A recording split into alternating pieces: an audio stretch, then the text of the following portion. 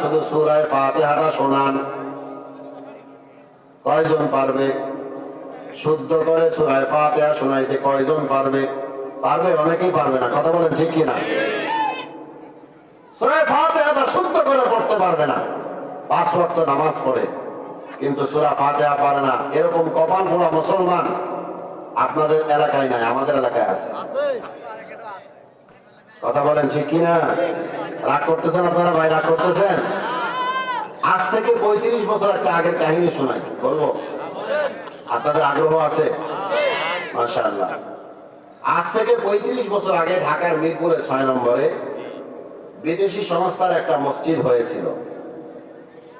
মসজিদ হওয়ার পরে তারা ঘোষণা দিয়েছিল, মসজিদ কমিটি, যারা এই মসজিদে আগামীকাল জুমার নামাজ পড়বে তাদের সকলকে 500 করে টাকা দেওয়া হবে।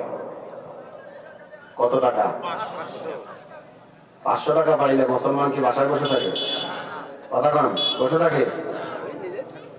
এক প্যাকেট খিচুড়ি দিবে তাই 12টা 1টা পর্যন্ত মাহফিলে বসে থাকে, এরকম পাবলিকও আছে না নাই? আর আপনাদের এখানে তো খিচুড়ি নাই, আপনারা কোরআনের মহব্বতে বসছেন, কথা কন ঠিক কিনা? কিছু কিছু মানুষ আছে যারা খিচুড়ির মহব্বতে বসে থাকে, কথা কন ঠিক কিনা? কথা ভুল বললাম? বললো যে আগামী জুমা যে এই মসজিদে পড়বে তাকে 500 করে টাকা দেওয়া হবে। কত করে টাকা? 500 করে। এখন জুমার দিন যখন আসছে, 10 তলা বাড়ির মালিক বাড়ি তালা দিয়া ঘুম বাদ দিয়া মসজিদে চলে গেছে। রিক্সাওয়ালা কয় রিক্সা পরে চালানো, আগে নামাজটা পড়িয়া 500 টাকা নিয়ে নি, তারপরে ভ্যানওয়ালা কয় ভ্যান পরে, আগে টাকা নিয়ে। দোকানদার কয় এই 1 ঘন্টার ভিতরে 500 বেচা হইতেও পারে নাও পারে, দোকান বন্ধ থাক, আগে 500 টাকা নিয়ে আসে। সবাই মসজিদে চলে গেছে। যাওয়ার পরে মসজিদে এমন মুসল্লি হয়েছে, মসজিদ কমিটি তাকায় দেখে যে আমি 500 করে টাকা দেওয়া তো দূরের কথা, যদি 50 টাকা করেও দেই তাও ভাগে পড়বে না। কথা বুঝেন নাই আপনারা? 50 করে টাকা দিলেও ভাগে পড়বে না, এত পরিমাণ মুসল্লি হয়েছে। সেখানে একজন আলেম ছিলেন। সেখানে কি ছিলেন ভাই? আলেম ছিলেন।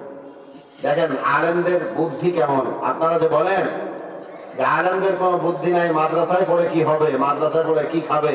আরে ভাই আমি তো বলি যে আমি মাদ্রাসায় পড়েছি আলহামদুলিল্লাহ, ভাত খাওয়ার সময় পাই না, খালি বিরিয়ানি চলে। কথা কর না কেন? কথা কর না কেন? কয় মাদ্রাসায় পড়ে কি হবে, কি খাবে? মুসলমান ভাইরা, একজন আলেম ছিলেন, কথা তো অন্যদিকে চলে যাইতেছে। একজন আলেম ছিলেন, খুব বুদ্ধিমান আলেম। ওই যে একটা ঘটনা শুনেন নাই, এক বাদশা সে ঘোষণা করছে আমাকে যে নতুন কথা শোনাইতে পারবে তাকে আমার রাজত্বের অর্ধেক দিয়ে দিব। এক বাদশা নতুন কথা শোনাইতে হবে, যে আমাকে নতুন কথা শোনাইতে পারবে তাকে আমি রাজত্বের অর্ধেক দিয়ে দিব। মন্ত্রীরা ডাক দিয়ে কয় বাদশা একটা কাম করলেন, এই নতুন কথা শোনায় তো আপনার রাজত্বের অর্ধেক সবাই নিয়ে যাইব, আপনি কি করবেন পরে? বাদশা কয় ধূর, চুপ কর, নতুন কথা কেমনে হইব? যেই আমার কাছে কোনো কথা নিয়ে আসবে তখনই আমি বলবো যে এটা পুরাতন কথা, এটা আমি পারি, এটা আমি জানি। আমি যেটা জানি সেটা তো নতুন না, সেটা তো পুরাতন। কথা কোন ঠিক কিনা? এখন সবাই লাইন দিছে, প্রথমে মন্ত্রীরা যায়, যা কয় এগুলো আমি জানি। বাদশা কয় কি এটা আমি পারি, এটা আমি জানি, যাও। এরপর আসতেছে ব্যবসায়ীরা, এটা আমি পারি, এটা আমি জানি। একজন আলেম ছিলেন সেখানে, আলেম খালি বারবার লাইন দিয়ে ঢুকতে চায়, আর সবাই বের করে দেয়। আলেম ও কি বুঝবে, ও বাদশার সামনে যে কথা বলতে পারবে? লাইন থেকে ঠেলে ঠেলে বের করে দিচ্ছে। তা আলেমও ধৈর্য ধরে মাশাআল্লাহ লাইন ধরে পড়ে আসলে, আমার যতই বের করে দিক আমি বাদশার সামনে পর্যন্ত যাবই। যাইতে যাইতে যাইতে যাইতে বাদশার সামনে চলে গেছে। যাওয়ার পরে বাদশা দেখে কয় ধুর, এই পৃথিবীর কত রাজা বাদশা আসলো, কেউ আমার সাথে পারলো না, সবই পুরাতন কথা, এই আলেম আবার কি বলবে? আচ্ছা কোন আপনি কি বলবেন? আলেম বলতেছে বাদশা, আমার দাদাই যে আপনার কাছে 5 কোটি টাকা পাইতো, এটা কি আপনি জানেন? বাদশা যদি কয় জানি, তাহলে টাকাটা দেন। আর যদি কয় যে জানি না, তাহলে নতুন কথা, রাজত্বের অর্ধেক। কথা বুঝেন নাই? আলেমদের মার কথা বলেন, আলেমদের মার। যদি বাদশা বলে যে আমি জানি না, তাহলে তো নতুন কথা, রাজত্বের অর্ধেক দিয়ে দেন। আর যদি বলে জানি, তাহলে 5 কোটি টাকা দিয়ে দেন। কোন দিকে যাবে? ধরা খাইছে? ধরা খাইছে? আরবেরা তো ধরা খাইছে। সুবহানাল্লাহ বলেন। তো এই আরব মসজিদের মাইক নিয়ে দাঁড়াইছে, দাঁড়ায় বলছে কমিটির লোককে, ভাই আপনারা কোনো টেনশন করবেন না, যা হয় আমি দেখবো। আল্লাহর বান্দা আলেম ডাক দিয়া সবাইকে বলতেছে, ও মুসল্লি ভাই, আপনারা সবাই 500 করে টাকা নিয়ে যাবেন, অসুবিধা নাই, কিন্তু শর্ত হলো আপনারা সবাই এক একজন করে লাইন দিয়ে আমার সামনে আসবেন। সবাই লাইন ধরে আসবেন, এক একজন করে আসবেন, আর আমার সামনে আইসা দোয়ায় কুনুতটা শুনাইয়া 500 করে টাকা নিয়ে যাবেন। সুবহানাল্লাহ জোরে আওয়াজ করে বলেন। আমার সামনে আইসা দোয়ায় কুনুতটা শুনাইয়া 500 করে টাকা নিয়ে যাবেন।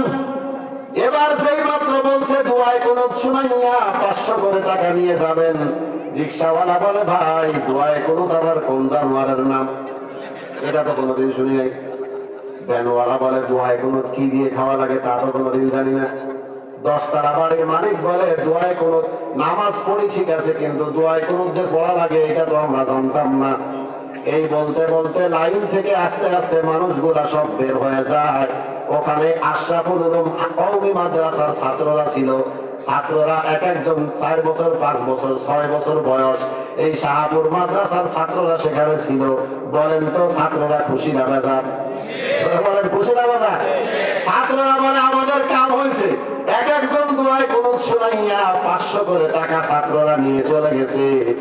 এক পর্যায়ে দেখা যায় দিতে দিতে দিতে দিতে দিতে ওই টাকা 3 ভাগেরও 1 ভাগ ফুরাই নাই। মুসলমান ভাইরা আমার, ইমানদারের 2 নম্বর গুণ হলো, আল্লাহ বলেন, ওয়াইদা তুলিয়াত আলাইহিম আয়াতুহু যাদাতুহুম ঈমানা। ইমানদারের সামনে যখন কোরআন তেলাওয়াত করা হয়, ইমানদারের ঈমানটা বাড়ে না কমে? জোরে বলেন। বলেন তো, এই আলেমের বুদ্ধির কাছে রাজা বাদশার বুদ্ধিও হার মানায়। কথা বলেন ঠিক কিনা? এই জন্য আশরাফুল উলুম মাদ্রাসায় ছাত্র দিবেন তো আপনারা? কার কার ছেলে দিবেন? হাত তুলেন। বলে ছেলে নাই, নাতিন দিব। নাতি নাই, আরেকজনের তো ভালো ধার করে দিব। ওই দেখেন অবিবাহিতরা হাত তুলছে যে আমার ছেলে দিব। আচ্ছা ইনশাআল্লাহ বিয়ে করার পরে তারপরে ছেলে হলে তারপরে দিবে ইনশাআল্লাহ। আল্লাহ কবুল করুন, বলেন আমিন। মুসলমান ভাইরা আমার, সংক্ষেপে বলে যাই, তাহলে ইমানদারের 3 নম্বর গুণ, আল্লাহ বলেন, ওয়া আলা রাব্বিহিম ইয়াতাওয়াক্কালুন। ইমানদারের 3 নম্বর গুণ হলো, ইমানদার যেখানে যা কিছু করুক না কেন, ইমানদার যা কিছু করবে সব কিছু কার ভরসা করবে? আরো জোরে আওয়াজ করে বলেন, কার? মুসলমান ভাইরা আমার, ব্যবসায়ী ব্যবসা করতে যাবে, সকালে দোকান খুলবে, আল্লাহর নামে বিসমিল্লাহ বলে দোকান খুলবে। আজকে মুসলমান ব্যবসায়ী দোকানে যাইয়া বিসমিল্লাহ বলার নামে খোঁজ নাই, কিন্তু ব্যবসায়ী দোকানটা খুইলাই আগরবাতি আর মোমবাতি জ্বালায়া দেয়। কথা কোন ঠিক কিনা? অথচ যদি দোকান খোলার সময় বিসমিল্লাহ বইলা আপনি দোকানটা খোলেন, তাহলে আপনার রিজিকের মধ্যে বরকত বাড়ায়া দিবেন। জোরে আওয়াজ করে বলেন তো কে? আরো জোরে বলেন কে? মুসলমান ভাইরা আমার, আল্লাহর উপরে ভরসা করে যদি আপনি ঘর থেকে বের হয়ে যান, আপনি দুনিয়ার যেখানে যান না কেন, আপনাকে হেফাজত করবেন কে? আরো জোরে বলেন কে? আল্লাহ বলেন, আল্লাহু খায়রুন হাফিজাও ওয়া হুয়া আরহামুর রাহিমিন। ইবাদতের মালিক কে? থানবী রাহমাতুল্লাহি আলাইহি আল ইবকা নামক কিতাবের মধ্যে একটা চমৎকার ঘটনা লিখছেন, বলবো? আশরাফ আলী থানবী রাহমাতুল্লাহি আলাইহি তিনি লেখেন, আল্লাহর একজন বান্দা আল্লাহর নামে ঘর থেকে আল্লাহর কাছে দোয়া কইরা ঘর থেকে বের হয়েছে। আল্লাহর বান্দা অনেক দূর সফর করবে, এই সফরে যাইতে যাইতে আল্লাহর বান্দা জাহাজের মধ্যে উঠা গেছে।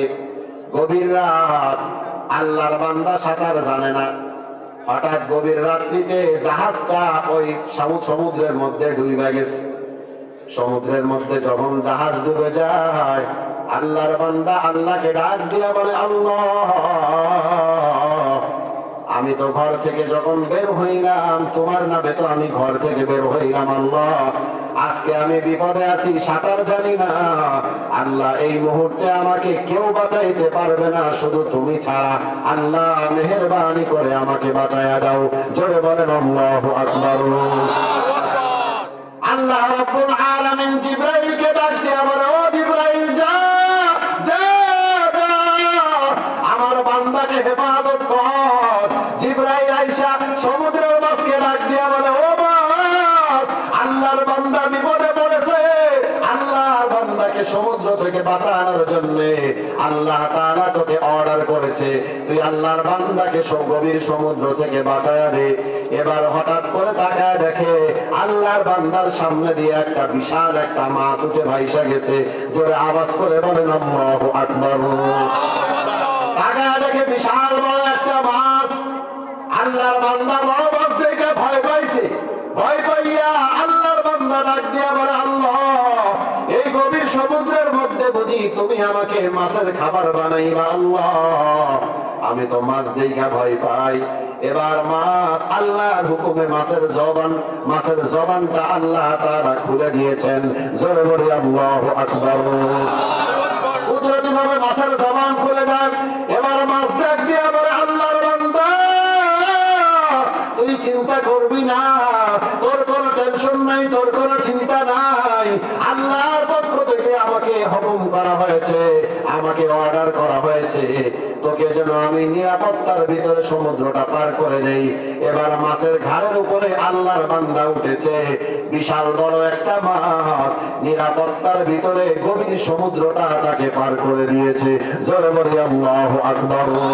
শামস কমর সুরখে জমি আঞ্জম আখতার, শামস কমর সুরখে জমি আঞ্জম আখতার, দস্ত জীবন বাদিয়ে সাহরা ও সমন্দার, দস্ত জীবন বাদিয়ে সাহরা ও সমন্দার।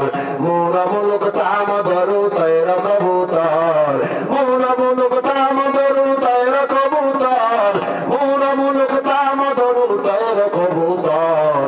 शाम से हर जुल्मत जू अहमर असगर, शाम से हर जुल्मत जू अहमर असगर। जोरे बोलिए अल्लाहु अकबर। गुलजारो बुलो मुर्गे सजर किसने बनाया, गुलजारो बुलो मुर्गे सजर किसने बनाया, तालिब मायूसी का हो ये सब जिसने बनाया, तालिब मायूसी का हो ये सब जिसने बनाया। বলেন তো এই দুনিয়ার সব কিছু বানানোর ক্ষমতা কার? كمال أنت ربي أنت حسبي ذو الجلال तुही قادر جلیل الله जहादर बहर हाले तुही मेरा निगाहदार। जोरे बोली अल्लाहु আকবার। এবার আল্লাহর বান্দাকে মাছ সমুদ্র পার করে দিয়েছে। সমুদ্র পার হওয়ার পরে আল্লাহর বান্দা চোখের সামনে দেখাইয়া দেখে বিশাল বড় একটা জঙ্গল দেখা যায়। জঙ্গল দেখার পর আল্লাহর বান্দা ভয় পাইয়া গেছে। আল্লাহর বান্দা আল্লাহকে ডাক দিয়া বলে, আল্লাহ, গভীর সমুদ্র থেকে বাঁচাইয়া বুঝি জঙ্গলের মধ্যে ফালাইয়া দিবা। হঠাৎ করে সামনের দিকে তাকাইয়া দেখে বিশাল বড় একটা বাঘ দেখা যায়। জোরে আওয়াজ করে বলি আল্লাহু আকবার। বিশাল বড় একটা বাঘ দেখা যায়। আল্লাহর বান্দা আল্লাহকে ডাক দিয়া বলে, আল্লাহ, গভীর সমুদ্র থেকে আমাকে বাঁচাইলা।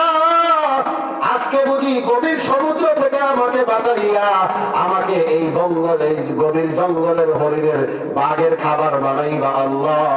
এবার বাঘের জবানটা আল্লাহ তাআলা খুলে দিয়েছেন। বাঘ ডাক দিয়া বলে, আল্লাহর বান্দা, তোর কোনো টেনশন নাই, তোর কোনো চিন্তা নাই। গভীর রাত্রিতে আমার রেস্টের সময় ছিল। আল্লাহ তাআলা আমাকে ডাক দিয়া বলে, ও বাঘ, তাড়াতাড়ি যা, তাড়াতাড়ি যা। আমার একটা প্রিয় বান্দা ওই জঙ্গলের কিনারায়, সমুদ্রের কিনারায় দাঁড়াইয়া আল্লাহর হুকুম পালন করার জন্য তোমাকে নিশ্চিন্ত নিরাপত্তার ভেতরে পার করে দিব। এই বলে বাঘটা আল্লাহর ওই বান্দাকে ঘাড়ের মধ্যে উঠাইয়া আল্লাহর বান্দাকে নিরাপত্তার ভেতরে ওই গভীর জঙ্গলটা পার করে দিয়েছে। জোরে বলে আল্লাহু আকবার। বলেন তো এই ক্ষমতা কার? আরো জোরে আওয়াজ করে বলেন কার? সব ক্ষমতার মালিক কে? সব ক্ষমতার মালিক হলেন আল্লাহ।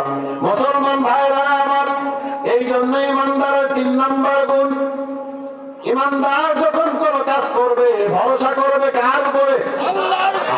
আওয়াজ করে বলেন কার উপরে? আল্লাহর উপরে। ইমানদার আল্লাহর উপরে ভরসা করবে, এটা হলো ইমানদারের 3 নম্বর গুণ। ইমানদারের 4 নম্বর গুণ, কষ্ট হচ্ছে আপনাদের? ইমানদারের 4 নম্বর গুণ, আল্লাহ বলেন আল্লাযীনা ইউকিমুনাস সালাতা। ইমানদারের 4 নম্বর গুণ হলো ইমানদার 5 ওয়াক্ত নামাজ পড়বে। জোরে আওয়াজ করে বলেন কয় ওয়াক্ত? আরো জোরে বলেন কয় ওয়াক্ত? আপনাদের এলাকায় 5 ওয়াক্ত মুসল্লির সংখ্যা বেশি না শুকরানি মুসল্লির সংখ্যা বেশি? জোরে আওয়াজ করে বলে না। তাহলে 5 ওয়াক্ত নামাজের কোনো দাম নাই? আছে? তাহলে মুসলমান 5 ওয়াক্ত নামাজে যায় না, শুধুমাত্র জুমার নামাজে যায়। কথা বলেন ঠিক কিনা? মুসলমান ভাইরা আমার, তাহলে 5 ওয়াক্ত নামাজ শুধু কি পুরুষের জন্য ফরজ না মহিলাদের জন্য ফরজ? আর যারা আওয়াজ করে বলেন পুরুষের জন্য না মহিলাদের জন্য? আল্লাহ নবী মহিলাদের ব্যাপারে বলেন, মহিলারা আছে? মহিলাদের ব্যাপারে কিছু বলি। আল্লাহর নবী বলেন যে মহিলা দুনিয়ায় থাকতে 4টা কাজ করবে, আল্লাহর নবী বলেন ওই মহিলার জন্য জান্নাতের সুসংবাদ। জোরে আওয়াজ করে বলি সুবহানাল্লাহ। 1 নাম্বার, আল্লাহর নবী বলেন আল মারআতু ইদা সাল্লাত খামসাহা। 1 নাম্বার, যেই মহিলা 5 ওয়াক্ত নামাজ পড়বে। 2 নাম্বার, ওয়া সামাত শাহরাহা, যেই মহিলা রমজান মাসের রোজা রাখবে। 3 নাম্বার, ওয়া আতাআত বালাহা, যেই মহিলা স্বামীর খেদমত করবে। 4 নাম্বার, ওয়া আহসানাত ফারজাহা, যেই মহিলা লজ্জাস্থানের হেফাজত করবে। আওয়াজ করে বলেন কাজ কয়টা? 1 নাম্বার 5 ওয়াক্ত নামাজ, 2 নাম্বার রমজান মাসের রোজা, 3 নাম্বার লজ্জাস্থানের হেফাজত, 4 নাম্বার স্বামীর খেদমত। এবার বলেন তো দুনিয়ার স্বামীরা আপনাদের বউরা কি আপনাদের খেদমতটা ঠিক মতো করে নাকি? করে? আবার কেউ করে না। অনেকেই করে অনেকেই করে না। মা বোনদেরকে বলে যায় আপনার স্বামী যদি আপনার উপরে কোনো কারণে রাগান্বিত হয়, মনে রাখবেন আল্লাহ তাআলার জান্নাত আপনার জন্য হারাম। কথা বলেন ঠিক কি না? মাশাআল্লাহ, থ্যাংক ইউ স্যার। আল্লাহ তাআলা নারী জাতির সম্মান অনেক বাড়িয়ে দিয়েছেন। কথা বলেন ঠিক কি না? নারী জাতির সম্মান এত বেশি, মায়ের সম্মান এত বেশি। আল্লাহ রাব্বুল আলামিন মায়ের কথা রাসূলুল্লাহ সাল্লাল্লাহু আলাইহি ওয়াসাল্লামকে একজন সাহাবী আয়েশা বলে, ইয়া রাসূলুল্লাহ মা হাক্কুস সাহাবা বিহুসনিস সাহাবাতি ইয়া রাসূলুল্লাহ, এই দুনিয়ার মধ্যে সবথেকে উত্তম অধিকার উত্তম ব্যবহার পাওয়ার উপযুক্ত ব্যক্তিকে? আল্লাহর নবী বলেন উম্মুকা, তোমার মা। কি বললেন? তোমার মা। এরপরে বললেন সুম্মা আইয়ুন, তারপরে কে বললেন? উম্মুকা, তোমার মা। তারপরে বললেন সুম্মা আইয়ুন, তারপরে কে? আল্লাহর নবী বলেন উম্মুকা, তোমার মা। বলেন তো মায়ের কথা কয়বার বলছেন? আর তারপরে আল্লাহর নবী বলেন আবুকা, তোমার পিতা। এবার মায়ের কথা 3 বার, পিতার কথা 1 বার বইলা আল্লাহ পিতাকে ঠকাইছেন। কি পিতাকে ঠকাইছেন আল্লাহ? মুসলমান ভাইরা আমার, মা বোনদের সম্পর্কে বলে যায় আল্লাহ তাআলা মায়ের কথা আল্লাহর নবী 3 বার বলছেন। কারণ কি? আল্লাহর নবী মার কথা 3 বার বলার কারণ হলো মা দুনিয়ায় থাকতে এমন 3টা কষ্ট সহ্য করে, যেই 3টা কষ্ট দুনিয়ার কোনো বাবা সহ্য করে না। কথা বলেন ঠিক কিনা? আল্লাহ তাআলা তাই ডাক দিয়ে কোরআনে বলেন আমালাতহু উম্মুহু কুরহা ওয়া ওয়াদাআতহু কুরহা। আল্লাহ বলেন 1 নাম্বার, দুনিয়ার সকল মায়েরা তাদের পেটের মধ্যে সন্তান ধারণ করার কষ্ট করে। কথা বলেন ঠিক কিনা? 2 নাম্বার ওয়া ওয়াদাআতহু কুরহা, 2 নাম্বার সন্তান ভূমিষ্ঠ হওয়ার সময় সন্তান ভূমিষ্ঠ হওয়ার প্রসব বেদনা কষ্ট সহ্য করে মা, কথা বলেন ঠিক কিনা? একটা মায়ের যখন সন্তান প্রসব হয়, সন্তান যখন ভূমিষ্ঠ হয়, তো মায়ের কাছে মনে হয় গোটা আসমান এবং জমিন তার মাথার উপরে চাপায়া দেওয়া হয়েছে, কথা বলেন ঠিক কিনা? জীবনের মূল কষ্ট মায়ের প্রসব বেদনায়, সাত আসমান সাত জমিন তখন মায়েরই মাথায়। জীবনের মূল কষ্ট মায়ের প্রসব বেদনায়, সাত আসমান সাত জমিন তখন মায়েরই মাথায়। এমন মাকে কেমন আজি, আল্লাহু আকবার, এমন মাকে কেমন আজি যাব আমি ভুলিয়া, ও আমার প্রাণের মা, মা গো মা, কোথায় গেলে মনে ছাড়িয়া, জনম দুঃখী ইয়াতীম আমি, চাই না কেহ ফিরিয়া। আমি যখন ছিলাম আমার মায়ের উদরে, চলাফেরা করলেন যে মায় কত কষ্ট করে, আমার সুন্দর মুখ দেখে মা, আল্লাহু আকবার বলেন, আমার সুন্দর মুখ দেখে মা ব্যথা যায় যে ভুলিয়া, ও আমার প্রাণের মা, মা গো মা, কোথায় গেলে মোরে ছাড়িয়া, জনম দুঃখী ইয়াতীম আমি, চাই না কেহ ফিরিয়া। আল্লাহু আকবার জোরে বলেন। মুসলমান ভাইরা আমার, তার ইমানদার 4 নম্বর গুণ হলো কয়েকত নামাজ। আরো জোরে আওয়াজ করে বলেন কয়েকত। ইমানদারের 5 নম্বর গুণ, আল্লাহ বলেন ওয়া মিম্মা রাযাকনাহুম ইউনফিকুন। আল্লাহ বলেন ইমানদারের 5 নম্বর গুণ, আল্লাহ তাআলা যে সম্পদ ইমানদারকে দিয়েছেন, এই সম্পদ থেকে ইমানদার ব্যয় করবে কার রাস্তায়? আরো জোরে আওয়াজ করে বলেন কার রাস্তায়? আল্লাহ বলেন ওয়া মিম্মা রাযাকনাহুম ইউনফিকুন, যে সম্পদ আমি আল্লাহ তোমাদেরকে দান করলাম, এই সম্পদ সব খরচ করতে হবে, সব খরচ করা লাগবে না, নির্দিষ্ট পরিমাণ খরচ করতে হবে কার রাস্তায়? আরো জোরে বলেন কার রাস্তায়?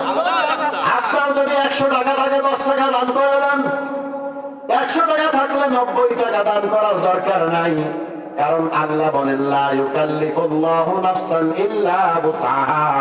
আল্লাহ তাআলা শরীয়তের হুকুম আহকাম কারোর উপরে জোর করে চাপায় দেন না, কথা বলেন ঠিক কিনা? এবার বলেন তো মুসলমান ভাইরা আমার, এই আপনার সাহাবুদের মুসলমান, আপনাদেরকে আমাদেরকে আল্লাহ যে সম্পদ দিয়েছেন, বলেন তো এই সম্পদের মালিক আমি না আল্লাহ? আরো জোরে আওয়াজ করে বলেন কে? তাহলে আল্লাহ তাআলা এই সম্পদটা আমার কাছে আমানত দিয়েছেন, আওয়াজ করে বলেন কথা ঠিক কিনা? বলে কেমনে আমানত? আল্লাহ তাআলা বলেন ইন্নাল্লাহা আশতারা মিনাল মুমিনিনা আনফুসাহুম ওয়া আমওয়ালাহুম বিআন্না লাহুমুল জান্নাহ। আল্লাহ বলেন ইন্নাল্লাহা আশতারা মিনাল মুমিনিনা, আল্লাহ তাআলা মুমিনদের থেকে ক্রয় করে নিয়েছেন আনফুসাহুম ওয়া আমওয়ালাহুম, তাদের জান এবং তাদের মাল।